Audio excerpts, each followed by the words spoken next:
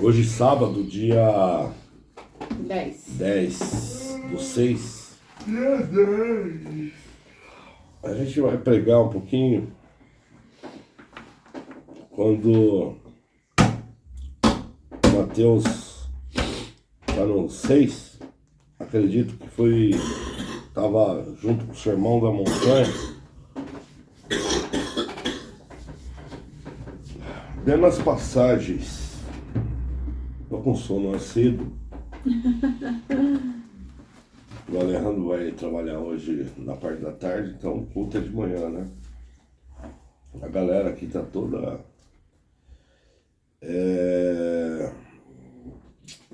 conhecendo um pouco, assim, que a gente não pode afirmar o comportamento, as atitudes de Jesus, a gente pode falar, fazer uma base quem era Jesus pelo que ele pegava. E nesse Sermão na Montanha eu acredito que Jesus estava bravo, porque ele manda os mandamentos meio complicado, né? Ele começa... Eita, o que aconteceu aí? Ele começa falando sobre o adultério, que só de você olhar para a mulher você já está adulterando, né? Ele fala para não dente por dente, olho por olho, mas amar o seu inimigo, orar pelo seu inimigo. Ele estava nos ensinando. E aqui eu vou falar sobre a riqueza, né? Riqueza no céu. E Jesus fala aqui em Mateus 6:19, não ajuntem. O que ele fala? Glória a Deus. Quer rasgar mais alguma coisa? Ele está nos orientando, não ajuntem riquezas aqui na terra,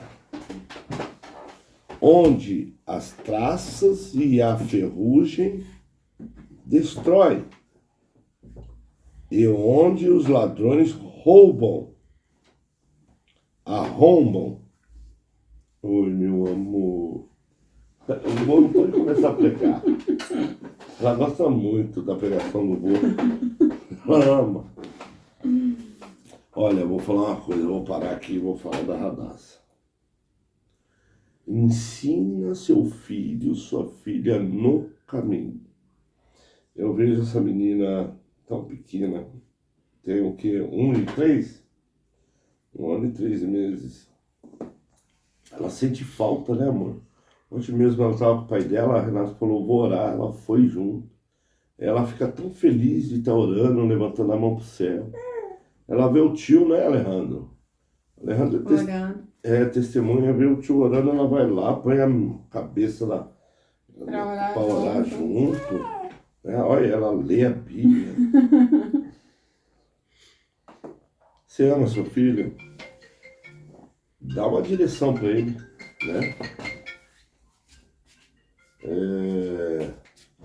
Mostra para ele no caminho que ele deve andar. Se você é cristão, você apresenta Cristo. Se você é de outra religião, mas dá uma direção, começa dando direção desde pequeno e não deixa essa virtude morrer, porque se essa virtude morrer, amanhã mais tarde quem vai sofrer é você e o seu rebanho, né?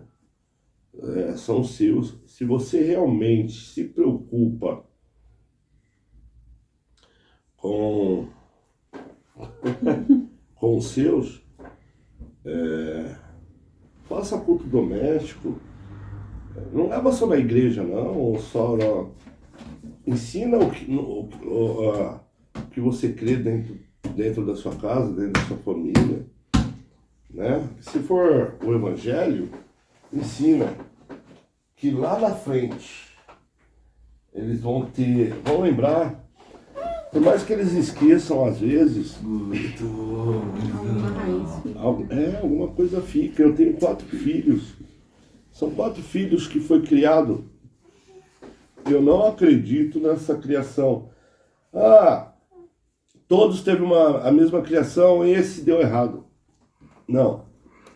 Cada filho precisa de uma criação diferente. Você tem que olhar e observar a necessidade de cada filho. Você tem que ser mais rígido, outros... mamãe dá mais atenção para fulano. Não, é porque a gente está observando e vendo que fulano precisa ser corrigido ou elogiado, porque devemos elogiar também. Não é porque também fez uma coisa certa. Hoje está. Só porque fez uma coisa certa, e depois fez uma coisa errada, uma coisa não justifica a outra. Porque temos que estar aqui na Terra fazendo as coisas certas. E nem no emprego, às vezes a gente fala, só critica minhas falhas, não elogia, mas você não está lá para ser elogiado. Você está lá para fazer o que você foi contratado, o que é correto para a empresa. Se você não ganha elogio por isso, você ganha seu salário. Ok? Você troca seu salário por elogios. Né? Agora o errado você vai ser corrigido, porque você não foi contratado para isso. Que nem filho.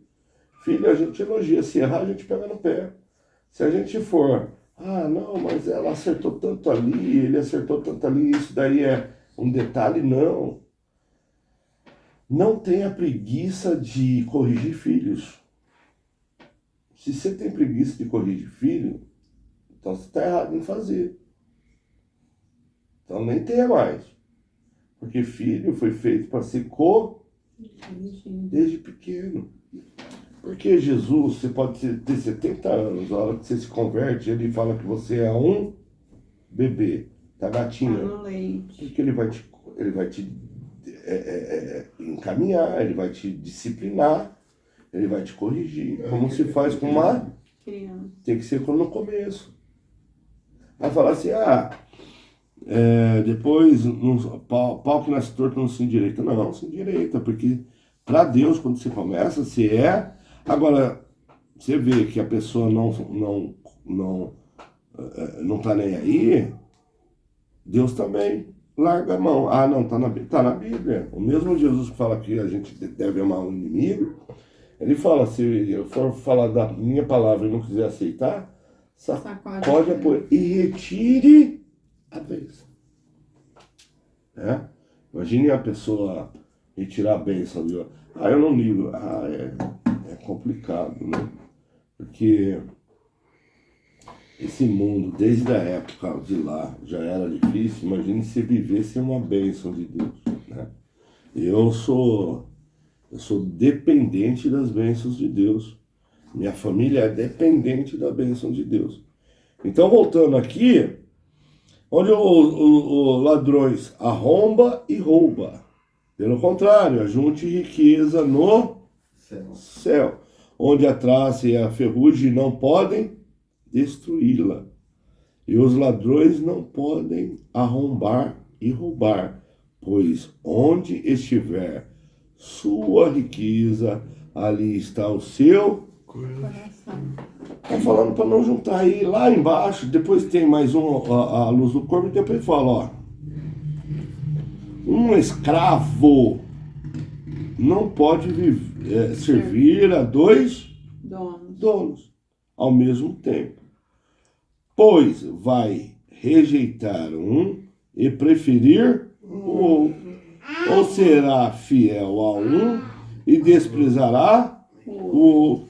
Vocês não podem servir a dois deuses e também servir a dinheiro.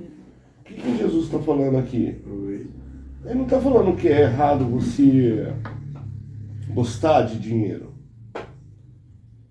Ele está falando que é errado você pôr o dinheiro em primeiro qualquer coisa.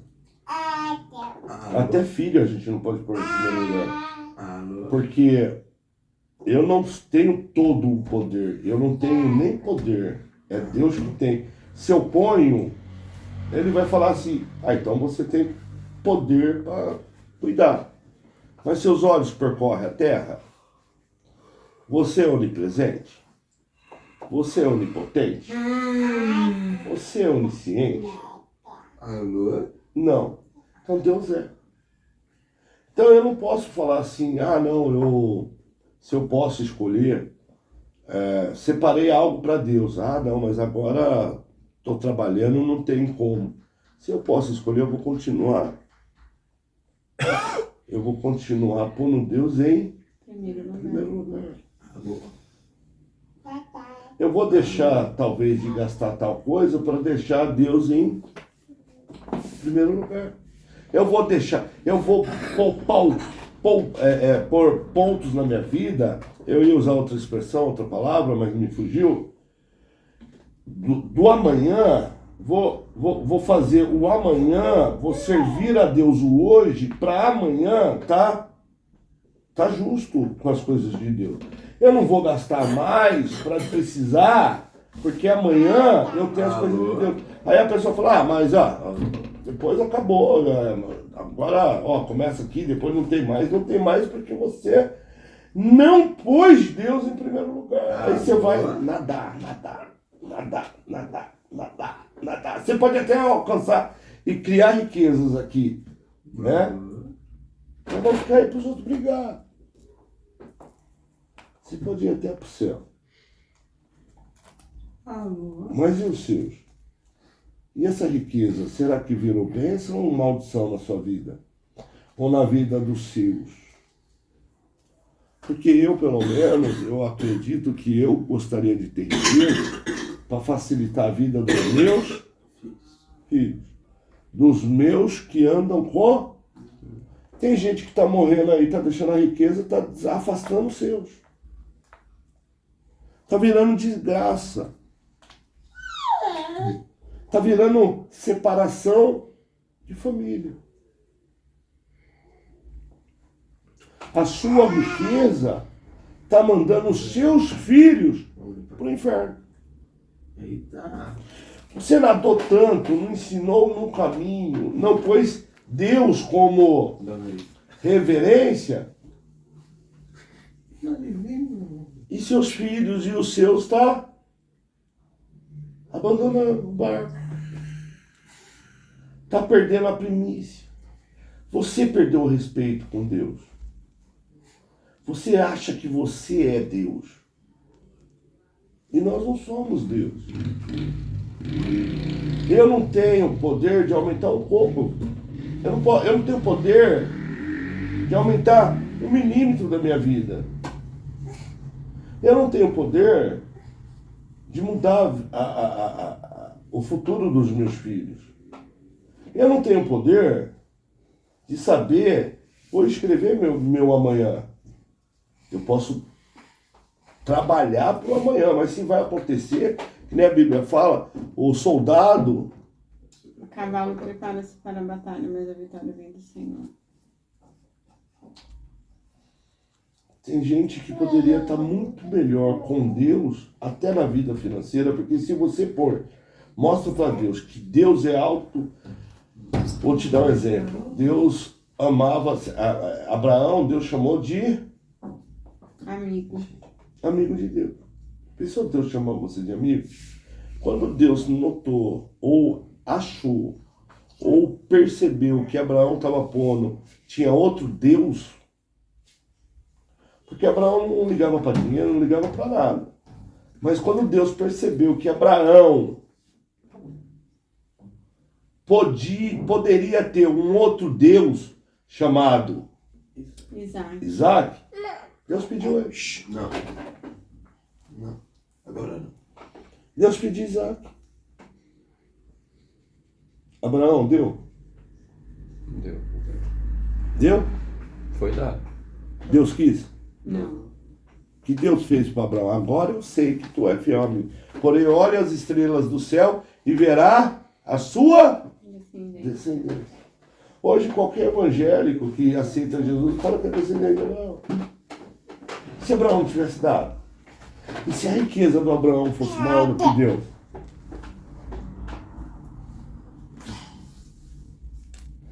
Abraão foi próspero? É próspero até hoje. O nome de Abraão é falado até hoje, respeitado. Nossa, Abraão é mais conhecido do que Jesus. Tem lugares lá na Ásia que você fala de Jesus eles não conhecem. Tem lugares que você fala de Jesus eles têm até repúdio. Mas o pai Abraão, esse é o pai Abraão. Ele deu um sacrifício. Um só. Qual foi o sacrifício? Provar a Deus. Mas Deus não sabe todas as coisas. Não, Deus. A Bíblia mesmo fala que Deus fala, agora eu sei. Foi um anjo. Um anjo, segundo a vontade de Deus, respondendo, agora eu sei. Porque você tem o livre-arbítrio.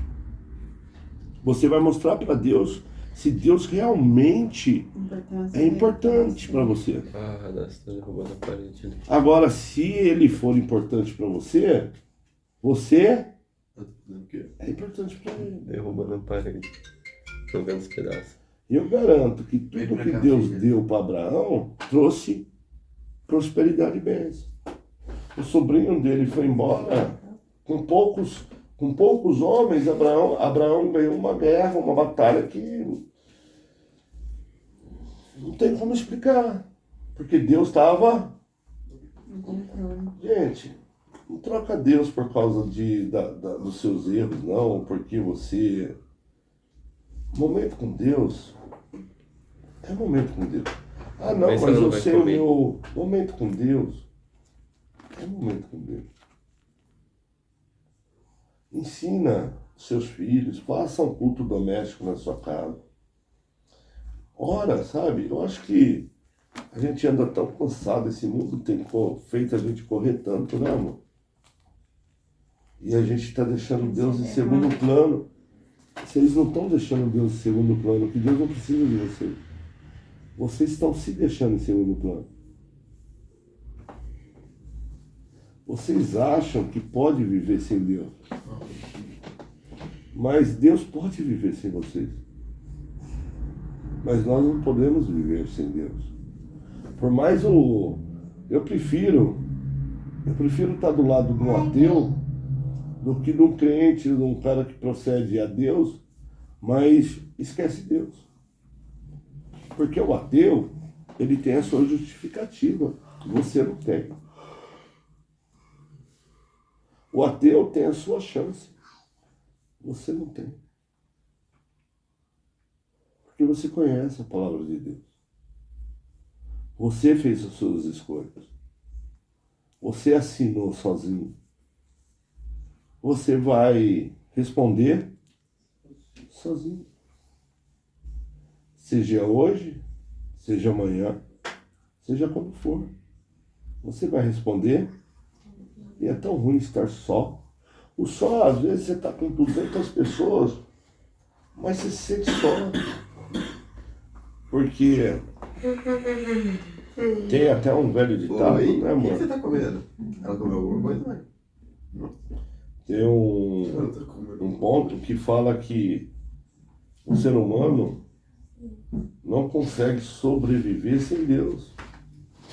A distância de Deus do ser humano nos deforma. Se Deus nos afastar da gente, a gente começa a virar monstro. Espiritualmente, mentalmente, fisicamente. Você tá comendo reboco. A gente começa a pensar em fazer coisas que não provém de Deus. Você sabe aonde que piora? Quando a gente acha que isso é normal. Sinal que Deus já Tá longe. está longe. Deus não está olhando para você como ele não estava olhando para Sodoma e Gomorra. A Bíblia fala que Deus, quando Deus fala para Abraão, Deus fala que vai lá ver o que está acontecendo com Sodoma e Gomorra. Deus não estava nem aí com a cidade. Pior que a hora que Deus foi ver, o que aconteceu? Ele destruiu. Até hoje em Israel, eles não sabem onde está Sodoma e Gomorra. aqui tem o Vale de Sal, aqui, mas não sabe direito. Foram 5 cidades destruídas. Então a hora que Deus foi ver, a hora que você às vezes pedir a misericórdia, ele vê que você abandonou ele pode não trazer misericórdia, mas sim destruição. Hoje não traz, estou vendo tanta gente sendo destruída aí. Fisicamente, mentalmente, espiritualmente. Pessoas que construíram um império. Só que ele construiu um império, mas não construiu um jeito de aumentar um dia na sua vida. E o seu império que ele construiu foi dizimado pela sua família. Por quê? Porque a família não teve nem carinho. Porque ele construiu um império sozinho. Os filhos não sabem nem o quão foi duro aquele império. Está construindo um império? Leva seus filhos para aprender a construir esse império. Está servindo a Deus? Leva seus filhos para saber o quão é bom servir a Deus. Esteja com a sua família unida, seguindo junto com você, para eles darem valor no que você ensinou, deixou. Eu estava vendo a inteligência lá com a Aline de Israel, com a Aline, e estava um pastor, como que ele chama? Lembro o nome dele. Aí ele fala lá, e ela fala que mesmo quando o povo de Israel era dizimado, né, expulso da cidade, eles iam para outro lugar com um livro, que é onde antes mesmo de Israel virar uma nação, né, eles voltarem, eles já tinham hospital e faculdade, porque eles ensinavam os filhos as histórias.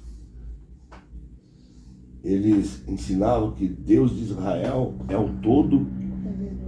Hoje é tão difícil eles aceitarem até Jesus, porque eles aprenderam a dura pena que não deve dividir a glória de Deus com ninguém. Então é muito difícil eles aceitarem, porque Jesus para eles, a história conta um semideus, então não posso adorar. Eles aprenderam com quem? Os pais deles. Eles respeitam a geração.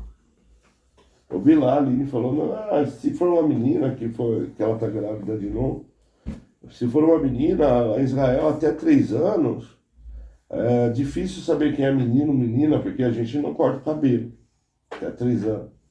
E a gente faz chuquinha na menina, faz chuquinha no homem.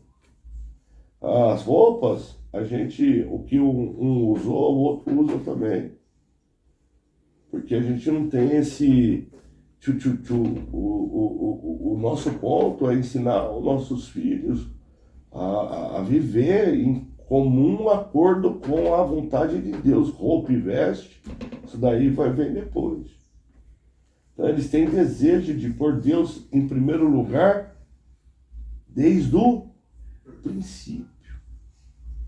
E os pais hoje estão querendo trazer benefício para dentro de casa, correndo atrás, e não está dando o que é mais importante. Contando as histórias dos filhos sobre a palavra de Deus. E ainda não ligando quando tem um ponto, porque o culto doméstico, eu não estou dizendo que não é legal uma igreja, você está fazendo parte do culto, somos parte do membro, né?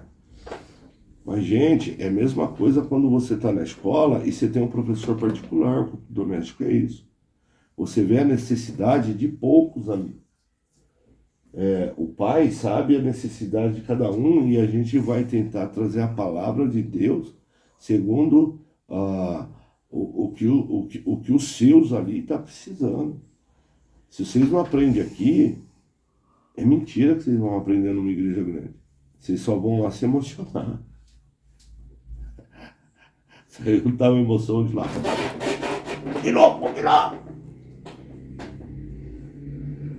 Agora, se vocês conseguem aprender num culto doméstico, então vocês vão se aperfeiçoarem. Se vocês não conseguem aprender no culto doméstico, que é intimidade, é mentira, gente. Não se engana, não. Culto grande na igreja, não se engana, não. Se vocês não têm reverência no culto doméstico, se engana, não. Vocês só estão enchendo o banco ali. Então, eu aconselho de novo, como pai e sacerdote de vocês, leva isso para dentro da casa de vocês. Mesmo vocês tendo lá, não, mas tem lá do meu pai e tal, amém.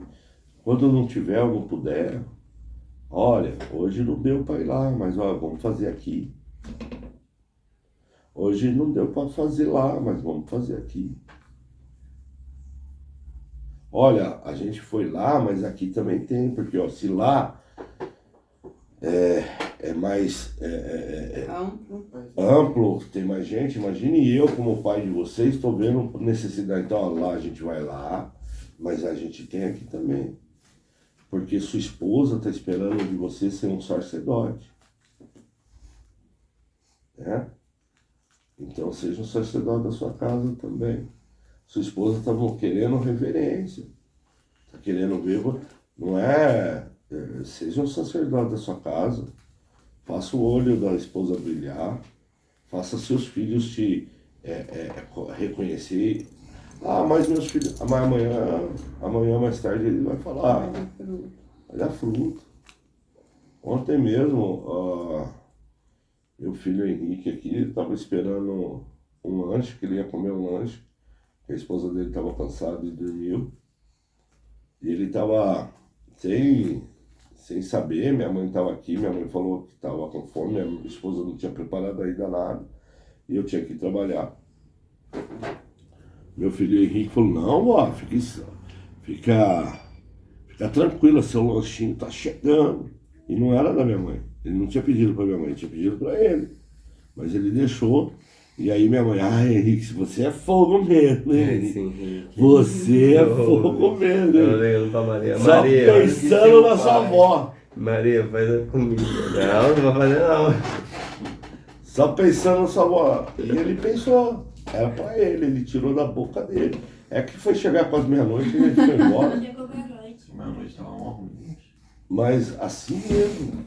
Minha mãe foi embora, ele fez um pix. Tava mó frio. Ele fez um pix pra minha mãe lá, pra minha mãe poder comer, e ela me ligou, falou, filho, a mãe chegou em casa meia-noite que ela foi pra igreja, a mãe nem quis comer.